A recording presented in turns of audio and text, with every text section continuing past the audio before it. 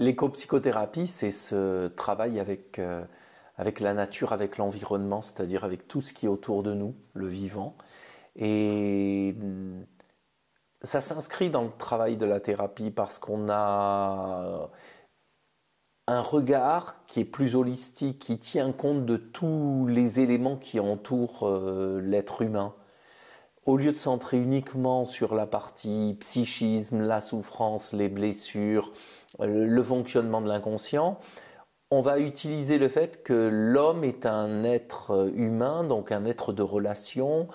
Bien sûr que son psychisme est central, mais il y a aussi tout ce qui l'entoure, les autres humains, mais aussi son environnement, l'environnement naturel. Et cet environnement naturel va avoir un effet sur sa façon de vivre, sur son rythme, la nature, les mouvements de la lune, les températures d'une région, le niveau lumineux vont influencer sur notre biologie, vont influencer notre humeur. Et c'est pour ça que c'est important de tenir compte dans un accompagnement aussi de tout ce qui est naturel. Alors on peut le prendre sur le versant, on pourrait dire transpersonnel.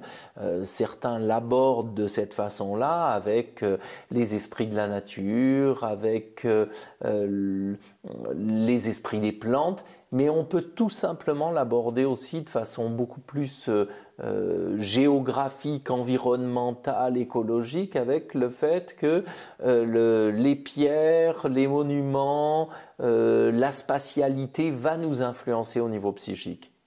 En éco-psychothérapie, on tient compte de ça, on permet aux patients d'utiliser le médium nature pour convoquer des parts intimes.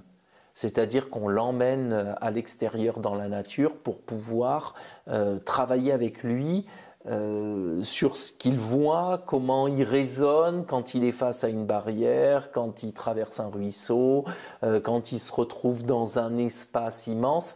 Et ça lui permet de travailler les questions des frontières, des limites, ça permet d'aborder les questions de territoire et donc des sujets très précis. Comment je pose mes limites, comment je sais dire non, comment je me respecte, comment je tiens compte de mon corps, ou au contraire, comment j'oublie mon corps, comment je ne peux poser un stop dans le lien à l'autre, dans le lien à ce qui m'environne.